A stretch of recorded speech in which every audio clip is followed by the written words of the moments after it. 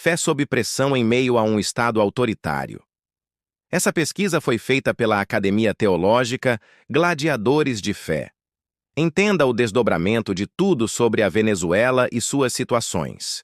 A Venezuela atravessa há anos um entrelaçamento de crise humanitária, colapso institucional e fechamento do espaço cívico. Nesse ambiente, igrejas que insistem em autonomia pastoral, denúncia profética e ação humanitária independente tornam-se alvos de vigilância, intimidação ou retaliação estatal.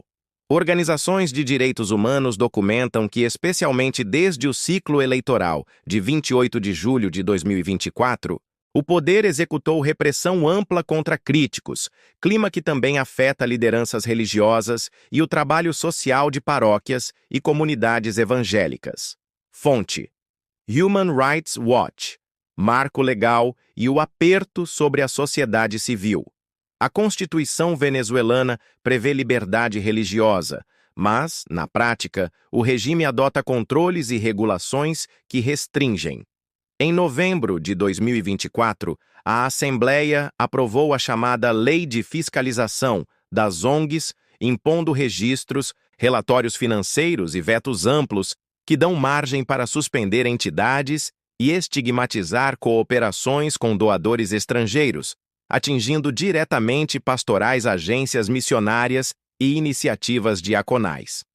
Análises independentes consideram a norma um golpe ao espaço cívico. Em 2025, especialistas a classificaram como mortal para muitas organizações.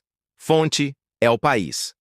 Além disso, estudos acadêmicos mapeiam um ambiente de regulação e discriminação religiosa, no qual escolas confessionais sofrem ameaças de intervenção quando resistem a diretrizes ideologizadas. Líderes são hostilizados por posições públicas e comunidades que não se alinham ao governo, enfrentam desigualdade no acesso a benefícios estatais. IRF. Assédio, retórica hostil e eventos de intimidação.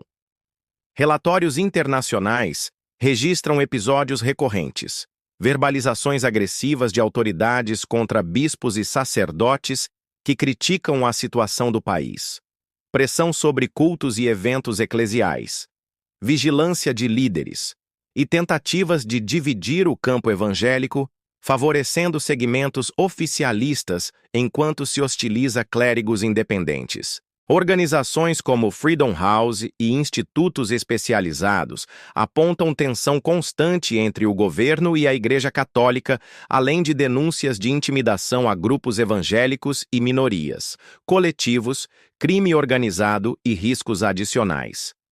A repressão não parte apenas de órgãos formais. Estudos destacam o papel de coletivos e outras estruturas paraestatais que intimidam opositores, inclusive lideranças religiosas que denunciam abusos, narcotráfico ou corrupção local.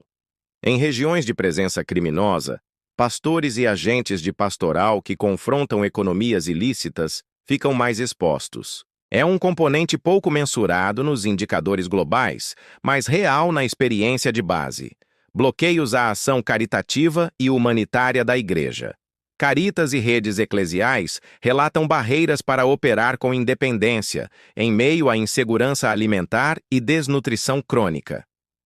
Embora a Igreja siga sendo um dos atores mais capilares no socorro aos pobres, o ambiente de hiperinflacionamento, escassez e controles estatais encarece e burocratiza projetos, muitas vezes criminalizando quem recebe doações externas. Caritas Internacionales tem reiterado a gravidade da crise e a necessidade de garantias para o trabalho das organizações de fé. Fechamento do espaço cívico e repressão pós-eleitoral. Após a eleição presidencial de 28 de julho de 2024, denúncias de fraudes e protestos desencadearam nova onda repressiva, com prisões motivadas politicamente, desaparecimentos forçados e violência contra manifestantes e críticos. Esse efeito pinça repercute nas homilias e pronunciamentos pastorais. Padres e pastores que pedem respeito a direitos e justiça eleitoral podem ser taxados de desestabilizadores. A mensagem é clara. Silêncio conveniente é tolerado. Profecia pública, punida. Fonte: Human Rights Watch. Liberdade religiosa em relatórios e índices. Relatórios anuais independentes. HRW, Freedom House, Institutos de Liberdade Religiosa e observatórios regionais convergem. Apesar de garantias formais, o exercício prático da fé e de sua missão social sofre entraves por hostilidade oficial, leis de controle de ONGs e ambiente de medo. Avaliações mais recentes de 2024-2025 descrevem repressão intensificada e alertam para riscos a líderes e obras eclesiais que não se submetem a amarras políticas. Fonte: Freedom House. Dimensão pastoral. O que mais dói no cotidiano da igreja: autocensura, sermões e comunicados prudentes para evitar retaliações, burocratização e intimidação, exigências legais e fiscais usadas como freios, ameaça à educação cristã, pressão ideológica sobre escolas confessionais, assistência social sob suspeita, triagem de doações e vigilância sobre parcerias. Êxodo humano. Migração em massa esvazia comunidades e multiplica demandas por acolhimento nas fronteiras. A possível interferência do Semaiwa. O que está em jogo?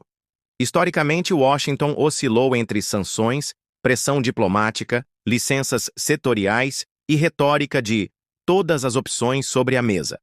Houve episódios explícitos de cogitação de ação militar em 2019.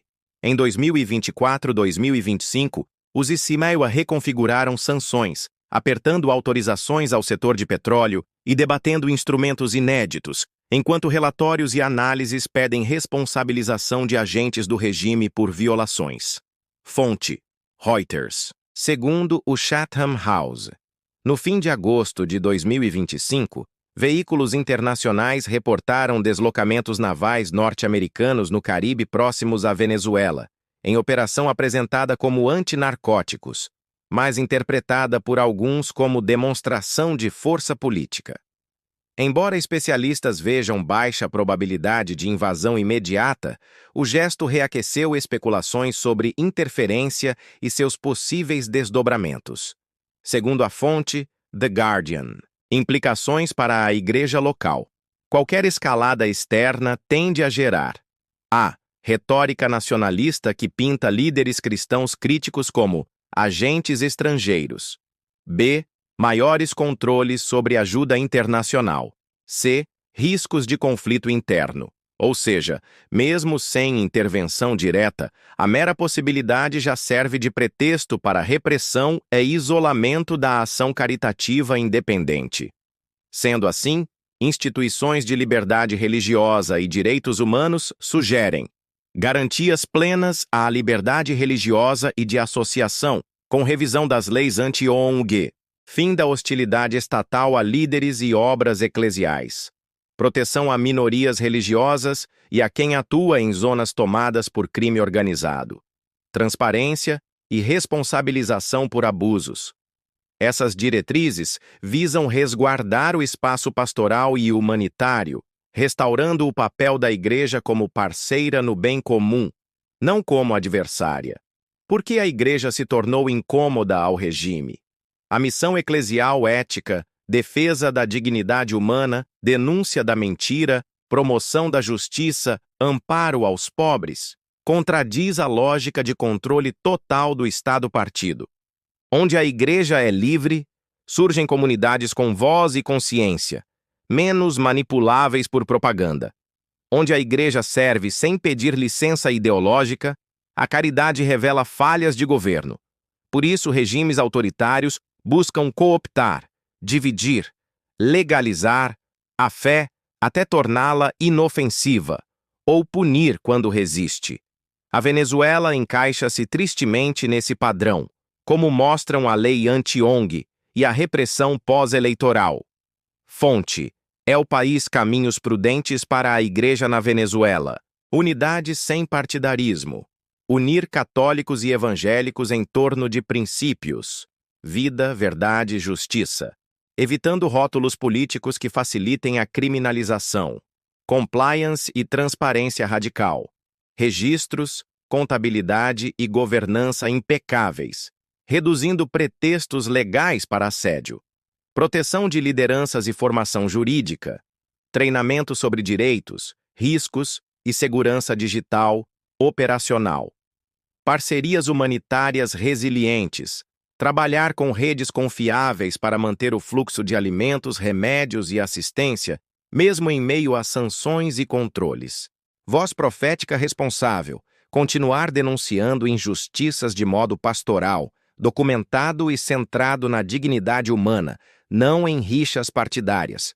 O papel ético do CIPEL-CIWA e da comunidade internacional. A pressão externa deve priorizar responsabilização por abusos, apoio a vítimas e proteção do espaço cívico. Sanções mal calibradas podem dar munição retórica ao regime e castigar inocentes. Sanções inteligentes e focalizadas tendem a reduzir danos colaterais, desde que acompanhadas de vias humanitárias robustas. O debate atual sobre mostrar força precisa vir com clareza de objetivos, plano pós-crise e não instrumentalizar a fé para agendas alheias. Por que devemos nos importar? A luta da Igreja na Venezuela é, antes de tudo, uma luta pela dignidade humana e pelo direito de servir livremente. Quando um Estado transforma a solidariedade em suspeita, a catequese em crime de opinião e a caridade em ameaça, não é apenas a fé que sofre. É a própria sociedade que perde seus anticorpos morais. A resposta cristã combina mansidão e firmeza, ajudar os que sofrem, dizer a verdade com coragem e manter a esperança viva. Pedido à Igreja Brasileira, oração e compromisso, intercedamos pela Venezuela. Como corpo de Cristo no Brasil, somos chamados a carregar fardos uns dos outros. Oremos pela proteção de bispos, padres, pastores e voluntários que servem nas periferias e zonas de risco, por abertura do espaço cívico, revogação de leis que algemam a caridade e segurança jurídica para escolas e obras cristãs, pelo consolo aos pobres, doentes e migrantes e por rotas humanitárias livres, por arrependimento e justiça, para que autoridades abandonem a violência e respeitem a imagem de Deus em cada pessoa, por unidade da Igreja, para que a fé não seja cooptada nem silenciada, por soluções pacíficas, sem derramamento de sangue, com eleições verdadeiramente livres e reconciliação nacional, para que a comunidade internacional atue com sabedoria, priorizando vidas e liberdade religiosa, sem aventuras que agravem o sofrimento civil.